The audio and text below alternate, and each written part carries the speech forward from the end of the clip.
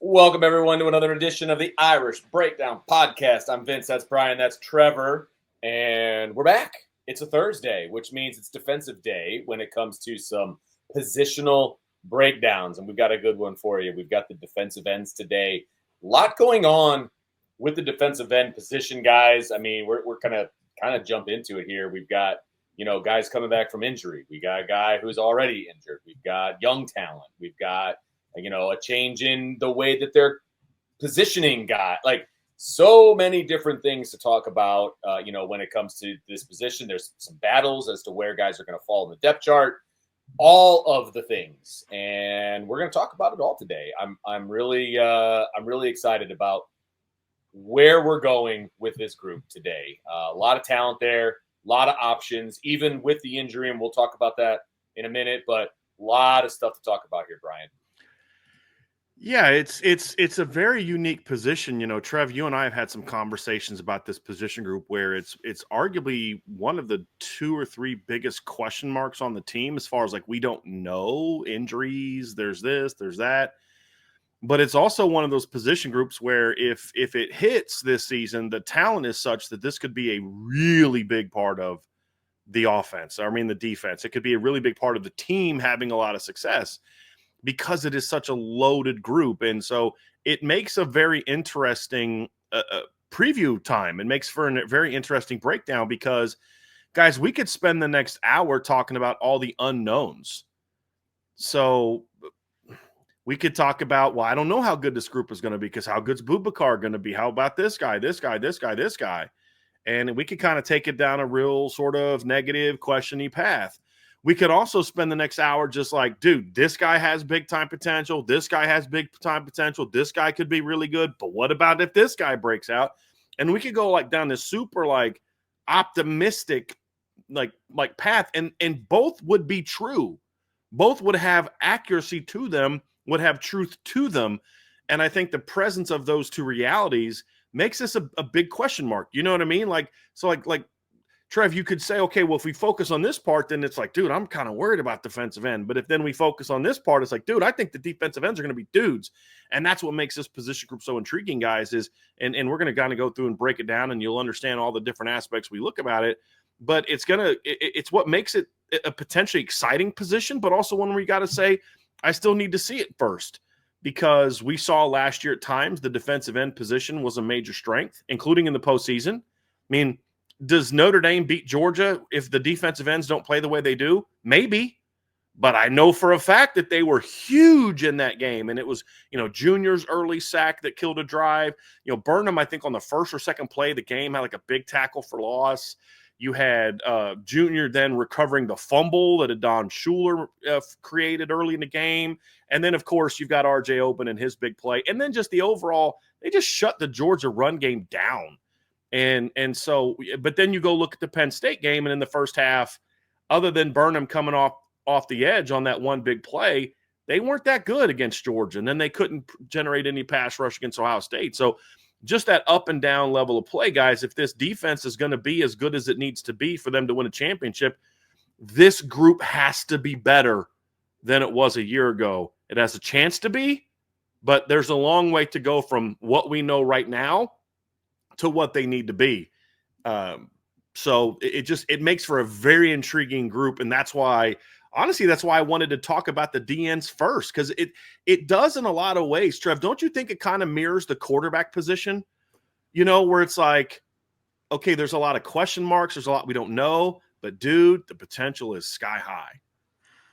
Yeah, I couldn't agree more. I was just getting ready to say I'm so happy that we started out in 1 week with the position previews, talking about quarterbacks and defensive ends in the same light, because I believe those are two of the four position groups on this team that will kind of dictate how far Notre Dame is going to go in the postseason. The success that the quarterback room and defensive end room has will ultimately play a big part in deciding, can Notre Dame make another run to a title? Can Notre Dame repeat their performance that they did outside of the week 2 performance of what they did in 2024 in the regular season? Those two things combined are going to be really crucial to the success of this football team, and I'm happy that that's where we're starting. But you're right. We could talk about both things. We could only be positive. We can only be negative. And I think the truth lies somewhere in between those. And it's okay to talk about both. It's okay to be excited about the potential. And it's also okay to be a little bit hesitant about some of the potential question marks. That is something that I personally am trying to get better at doing, looking at both sides equally, because you guys know me, I'm very much, I need to see it person. So it would also be a little off-putting if I just only talked for the next hour and a half about how awesome Bryce Young is going to be, because last season he ended with 1.5 sacks. But the potential is what gets you excited for this upcoming season. I'm ready to dive into it, man. Before we jump into what could be in the 25 season, and obviously that's what we're here to do, we need to talk about where we're at now because of the 24 season. I think that's going to be an important piece of this whole thing, because there was a lot of intrigue going into the season about this group, and it's a very similar conversation that we're having this year that we kind of had last year. Like, we like the depth, we like where guys are, we like what this group could be, and all of these different things, right? And you go into the Texas A&M game, they played pretty well. Going to Louisville, okay. Very quickly, the injuries started to pile up, and then the entire position just got absolutely decimated. And then guys that you weren't expecting to be key contributors at defensive end had to step up, did a good job, helped the team get to the national championship. So, now you get guys back from injury, and here we are. So let's talk a little bit about last year, guys, and I'll throw it to you, Trevor. Your thoughts on the defensive end group last year, what it looked like, and how the way the season went, why we're excited about this year coming up because of the depth and because those guys got a ton of opportunities. Yeah, the start of last season was really promising. You had Jordan Botelho coming in and playing his best football of his career so far. Started out hot against Texas A&M. Boubacar Traore's potential started to flash. Really started to flash and started to come on until his unfortunate injury. And even though it wasn't a season-ending injury, Josh Burnham also was hurt, and he also missed 3 games last season. Now, he was able to come back and then played in crucial minutes, and he seemed to be back up to 100% speed by the time the postseason rolled around, but that's still missed production. We're talking about a unit in where Junior Tuialamaka didn't play a single snap of defense the first 2 games, and then ended up coming in second place on the team, not just in the defensive end room, second place on the Notre Dame defensive roster in total pressures generated last season. And so I think that's a testament to Al Washington. It's a testament to the guys in that room to when their number is called, they're ready to go. But I don't know. You could make the argument that the defensive end position specifically was affected the most by injuries over the course of last season. Obviously, we know the trenches as a whole, offense and defense were, but the defensive end position specifically, Bryce Young got thrust into moments that I'm sure based on his potential, he probably would have seen some minutes in. But by the end of the season, he was starting to take more snaps and end games with more snaps than R.J. Oben, despite not being the number one guy that trotted out the first series on defense. And so it forced some kids to grow up a little bit quicker. Logan Thomas in the smaller minutes that he had, very effective player, things that we're going to be diving into later on. But this unit as a whole, completely different outlook where it was on January 20th than what it was on August 31st last season, I believe. So it's definitely going to be one to keep an eye on this season. No, I think it's like you look at last year, there was so much potential that we thought the group had. You're looking at what we thought R.J. Oben was going to bring to the table, and this is why I'm willing to talk so much about what this group could be, but why I'm also feeling the need, like you said, Trev, to push the pause button and look at it and say, okay, look, this group has potential, but we also thought R.J. Oben, who had about 20 career sacks, was going to be a good player last year, and he had 1 sack all year. Now, it was a massive sack, but it was the only one, and he played hard, but he wasn't the guy we thought we were going to see. We spent all offseason saying, look, I don't know how much I even want to talk about Jordan Botelho because we spent so much time talking about him in the last couple of years, and then he doesn't produce. I'm in show me mode. And then he comes out and he shows me for 2.5 games, and then he gets hurt. And we talked about Boubacar's potential and what he could be, and he was that till he got hurt. We talked about Josh Burnham, and I thought Josh made the progress that he was the one guy that I felt made the progress that we hoped he would make last season. And then Junior, like, I don't really know what Junior's role is. And then it was a question mark coming into the season. And I didn't have Junior Tillamook as like the guy that's going to make or break the position group going into the season. And that's exactly what he was. If Junior Tillamook, bails because he's not going to be the guy, or if he's got a really crappy attitude all fall camp in the first 2 games because he's not playing a single snap on defense, which is exactly what happened. He did not play a single snap on defense. If his head's not in the right place, who knows what last season looks like, guys? And so that's kind of where, just kind of where I'm at in regard to why I'm kind of, there's some excitement, but also some concern because the DN position didn't go anywhere like we thought it was going to go last year, guys. At all. And it ended up being okay, but it wasn't as good as we hoped it would be.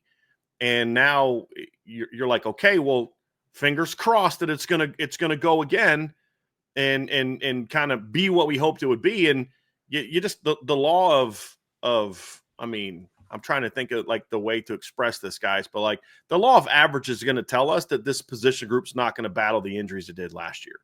But what's the first offseason injury that this team dealt with? Defensive end. It was another defensive end injury, right. So. Right. It's going to be very interesting to see what this group can do. It is. And so much of the season hinges on, on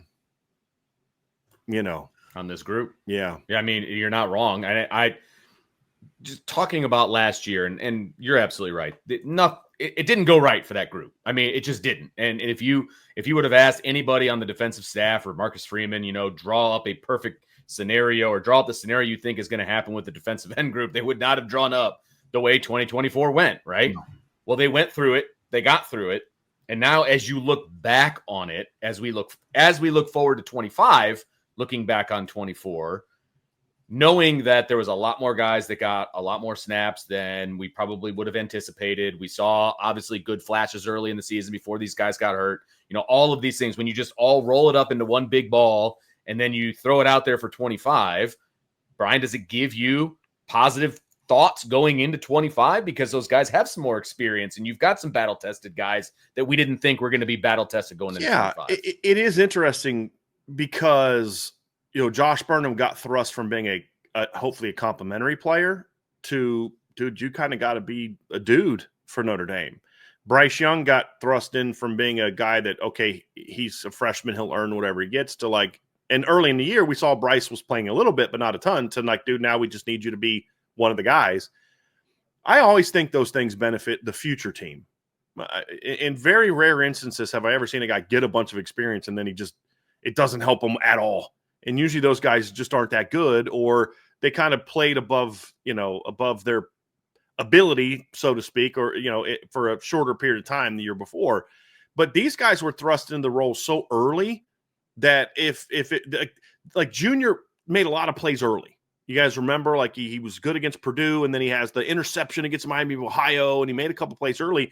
If he wasn't able to help you, and it was just kind of the teams weren't prepared for him, by game 4 or 5 of his season, Junior would have got exposed.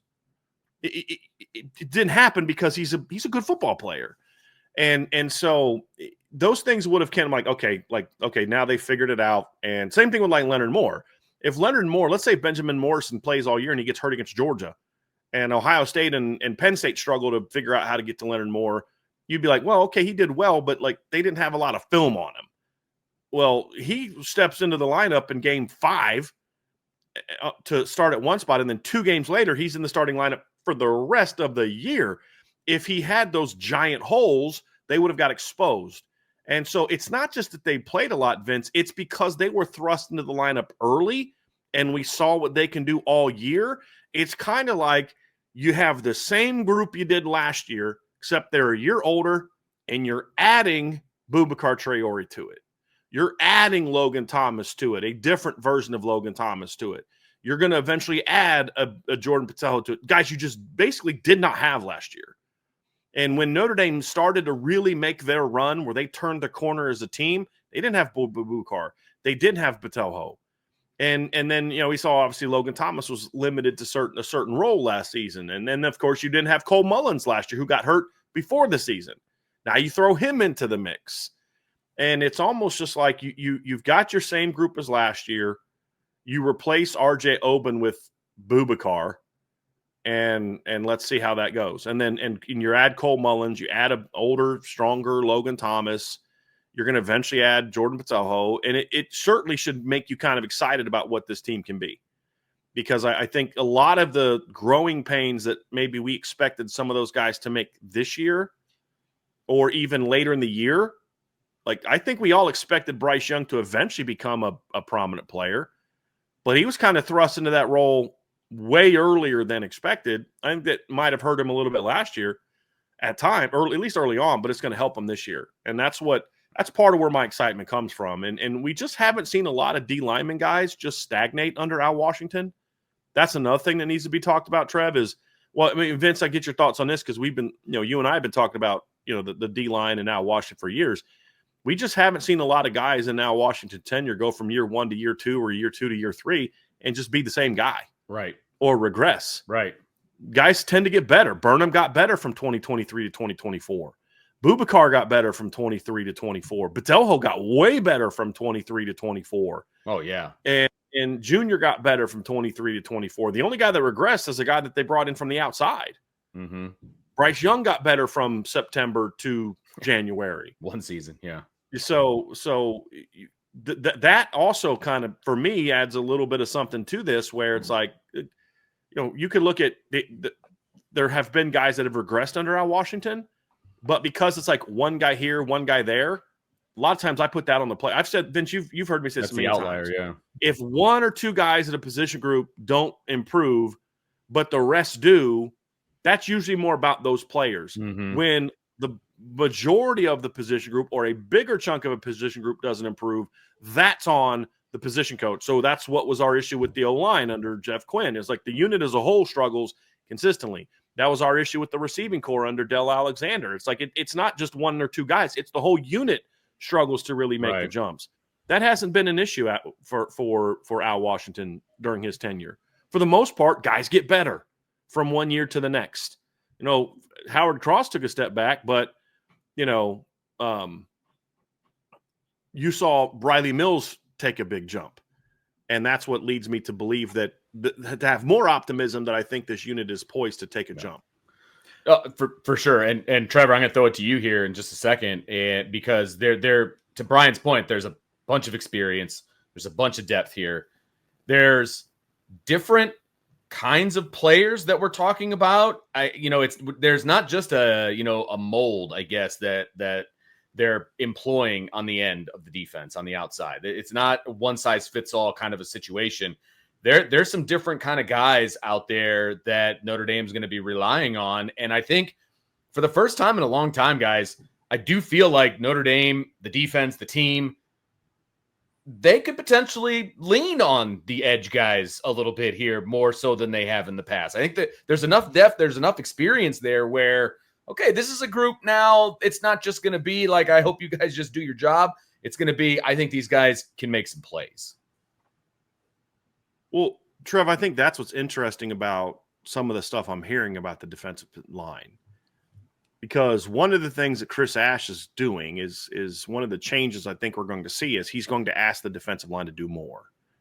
And from what I'm told, that is a reaction to what he saw from the defensive line in the spring. Not so much this is my system.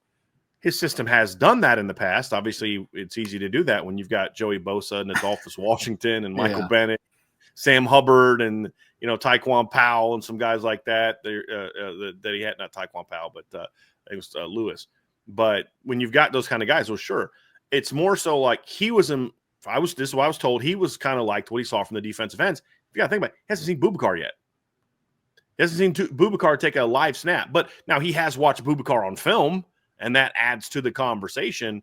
But it's why they're recruiting the way that they're recruiting this because they do want defensive ends that can do more. And at the end of the day, guys, that's going to be a big part of what we're going to need to see from this group is because they're making the changes that they're making schematically, they're going to ask a lot more of this group. And yet when we talk about expectations for this unit, Vince, to your question, it's you've got to be able to make more plays. What I thought last year's defensive end group did a really good job of was do your job. I thought, with the exception of a game here, a game there, and everybody has games like that. I mean, the 2017 offensive line didn't play great a couple of times that season, didn't play great against Miami, didn't play great, in my opinion, I thought against Stanford that year, but played great most of the other games. Everybody has those moments. But they were really good at like doing your job. You've got to set the edge. You've got to make sure you're controlling the B gap here. Maybe you've got to control the C gap here. And you've got to make sure that you're the contain guy. You've got backside contain. You've got to do your job. I thought that for the most part, I thought the defensive ends last year just did what they were asked to do last season. And that's great. That helped because that fit Al Golden's scheme. I think what Chris Ash wants to do is saying, hey, our expectations of you now are we need you to be more playmakers. Yes, you have to do your job. I don't want you making plays at the expense of, you had a tackle for loss here, but then the next 2 plays, you didn't control the gap you were supposed to control, and they bounced runs for big plays. That's not what he's talking about. But it's, hey, we need you to be more playmakers. We need you to do a better job of getting off blocks and getting to the running back. We need you to do a better job of providing wins on the edge in the pass game where I don't have to blitz 5-6 guys in order to get to the quarterback in a key moment, especially on first and second down. Third down's a little different deal because, you're trying to maybe get the ball out quicker and things like that and some different things. But you need this group to be more playmakers, Vince. And when you talk about sort of the expectations, part of the struggle last year, especially in the middle of the season, was a lack of continuity. Because we talked about all the guys they missed, and we didn't mention that Josh Burnham missed 3 games at the beginning of the season. He got hurt against Northern Illinois and then missed the next 3 games. And then what does he do the first game he comes back? He has a very strong game, including forcing a fumble that he then recovers and runs back and gets him in touchdown range against Stanford. So, they want more of that. There's too much talent in this room for to them not have more of that. Last year, you understood it because, Vince, we talked about it in the summer. You've got 2 guys that are part of the depth chart in Burnham and Junior who are still learning the position. It was really Burnham's second full year playing the position. Well, now he's going to it was his first full year playing the position. This year is his second full. Well, actually, hold on a second. He was a 22 kid. Yes, so this will be his 3rd year as a full-time end. You saw 2023, he showed some flashes, but didn't make a lot of plays. 2024, he starts to make more plays, ties for second on the team in tackles for loss. Make some big plays in key moments, including not just Stanford, but we talked about the Penn State play.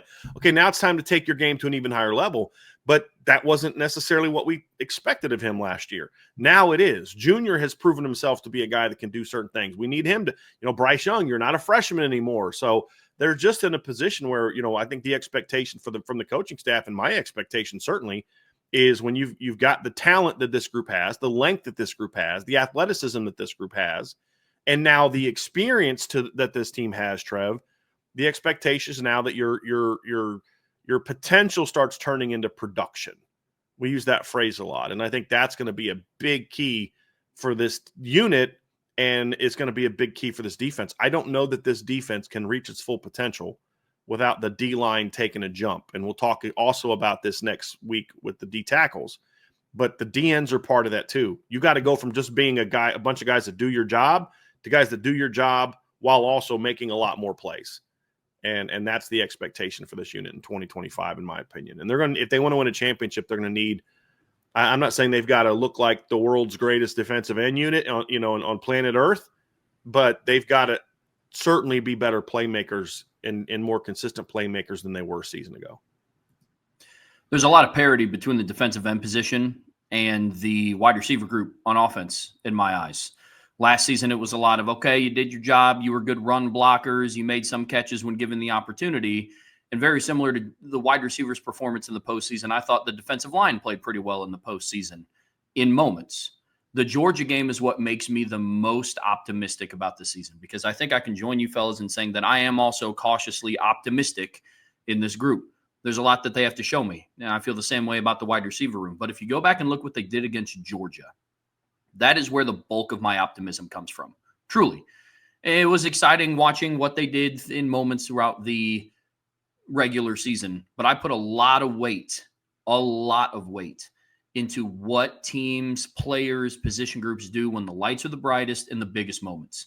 And when Notre Dame had an opportunity to get their first major bowl win in 31 years, they held Georgia to their lowest scoring output since 2021. They tied Ole Miss.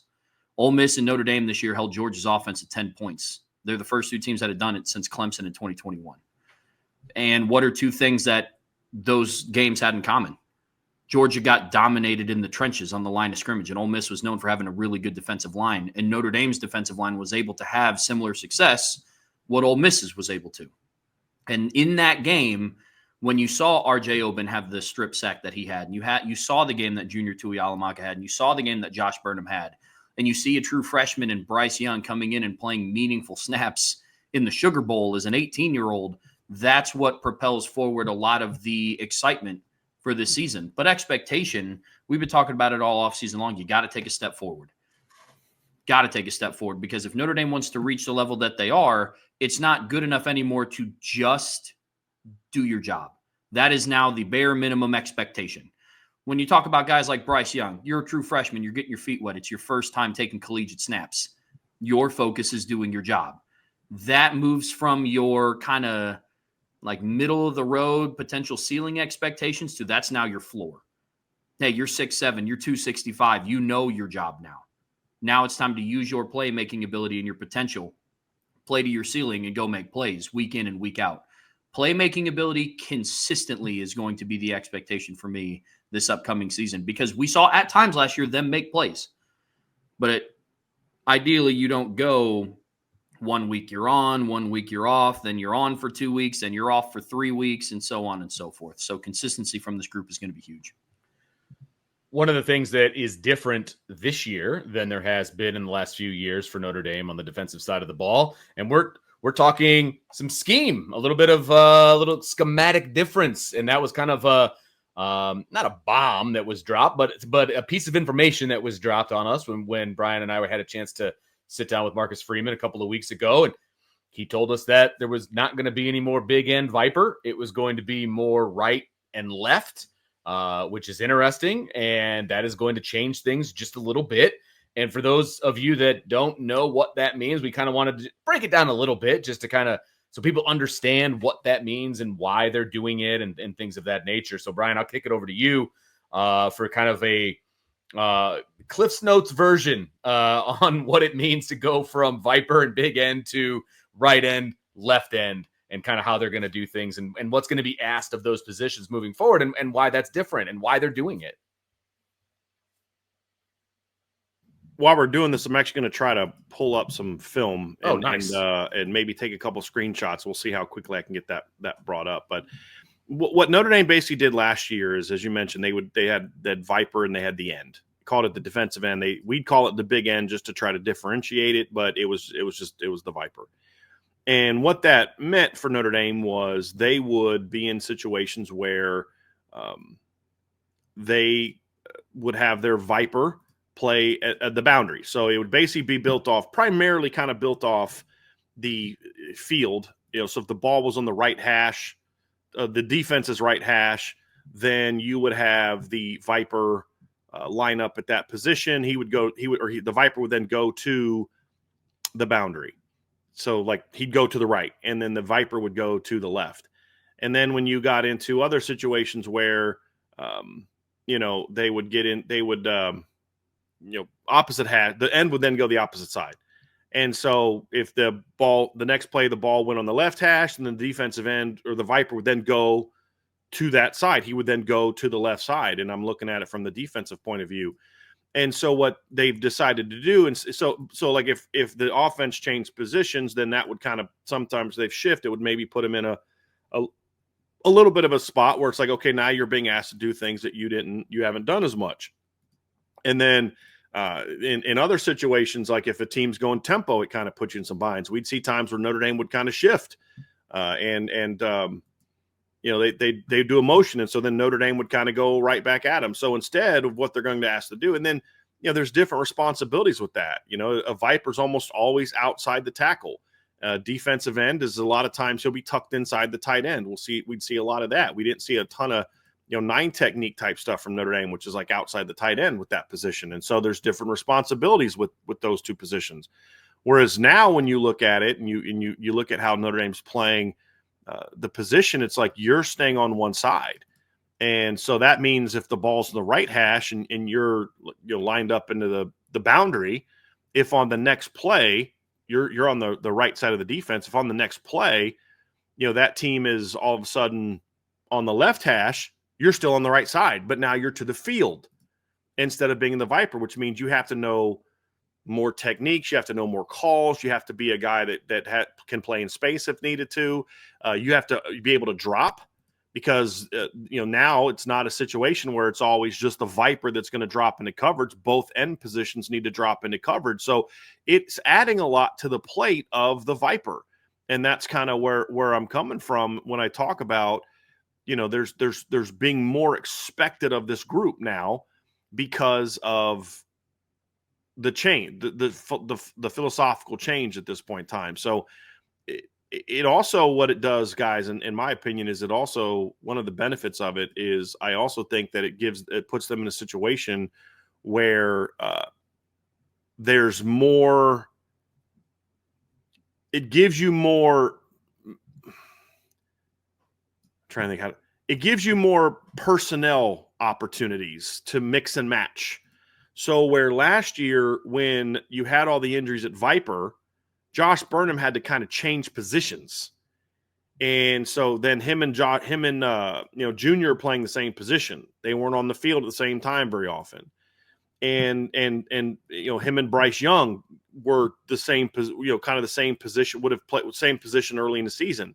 They were both ends. Well, now you get into a situation where it's now flipped where you could play Junior and Josh together. You could play Josh and Bryce together and it be more effective. And so I'm going to give you an example here. I was able to kind of get that done while I was talking, which you guys know I usually don't do very well with that. But here's what I'm talking about right here. So this is against Texas A&M. Ball's on the left hash for the defense. So the Viper is going to the boundary. The boundary is the short side of the field. So as you can see, the Viper, that's Jordan Patelho lined up there. This is a base down look. You can see it, 2 linebackers, nickel, 2 safeties, and 2 corners. And then the end is to the field. Well, this next clip is Notre Dame lined up on the right hash for the defensive side. So now the Viper is on the right side, and the defensive end, you can see, and that's Drake Bowen where the end is, but like you see the end inside of Drake Bowen right here. So that's Drake Bowen right here. So this right here, that's Drake Bowen. The linebacker walked up, but you can see the guy right inside of him. That's Josh Burnham. That's a defensive end. And so they would flip sides. This year in this situation, if you're looking at it here, so let's say it's Jordan Patelho was on both snaps. So let's say Jordan Patelho's on the field. Now the ball's in the left hash. He's on the left side. On the next clip, the ball's on the right hash. He'd still be on the left side. And so it just gives them opportunities to one thing that it gives them an opportunity to do is to say, hey, I can play Bryce and Josh at the same time. I can play Junior and Josh at the same time. I can play Boubacar and Logan Thomas at the same time, or Boubacar and Patelho at the same time. It's now just about, it's not so much about who's the Viper, who's the end. It's what are my combinations that I want to go with. But it also asks a lot more of those players because now you've got to be able to do all the things the end does when you're lined up to the tight end side or to the strong side or the field side. You're going to play that differently than when you're in the boundary side. So it does put more on their plate. And I think they're in position to handle it better than they would have last year. Yeah. But that's the trade-off right to it. But it also is going to, well, that's right, left. That's the right and left. There's another thing they're going to change, but that's sort of the right and left part of it. So as people were watching the visual that you put out there, which is awesome. And people, if they remember watching the team the last few years, they will know that the Viper was usually a stand-up end and the other side usually had their hand in the dirt, right? And I realize it's fake grass a lot, but you know what I mean. 3-point stance. Black dirt versus brown dirt. That's right. all it is. You know yeah, what I mean? Exactly. So the black dirt's more annoying because it gets in your socks. And yeah, seriously. You know. You just walk through there and you get it in your shoes. But anyway, whatever. But do you think that's going to be like personal preference for the kids as far as whether up or down or whether that's scheme? Like, where do you think that goes? And does it matter at all? Yeah, that I don't know. Okay. And I think what it's going to be is, if you're, I mean, I don't know. My guess would be is that they would basically say, if you're checked, we know the strength call, and if you're opposite the strength call, you're on the boundary side, then you're going to be able to be in a 2-point stance. So I think we'll still see guys being a 2-point stance. I don't think it'll be a personal preference. I don't know that you want both of your ends standing up in a 2-point stance, especially the guy that's to the strong side. So I would imagine part of that is, where's he lined up? If he's lined up in a 9 technique, okay, you may have him be there. But if you're in a 7-eye, I don't care what your personal preference is, get down in a 3-point stance so you can have leverage to be able to play certain things, see certain things, and be able to execute your job a little bit more effectively. So, Vince, I don't know the answer to that. Sure. We saw some things in the spring game that leads me to believe that we will see sort of the boundary side guy do that. I think there will be times where you'll see them travel because there may be some matchup reasons where maybe they might say, hey, I want you to the weak side in this game. But that's what being right-left allows you to do, is it just gives you more versatility with how you're going to line up. Because you may say, hey, listen, in this particular game, based on how this team plays, they almost exclusively have their boundary tackle by himself.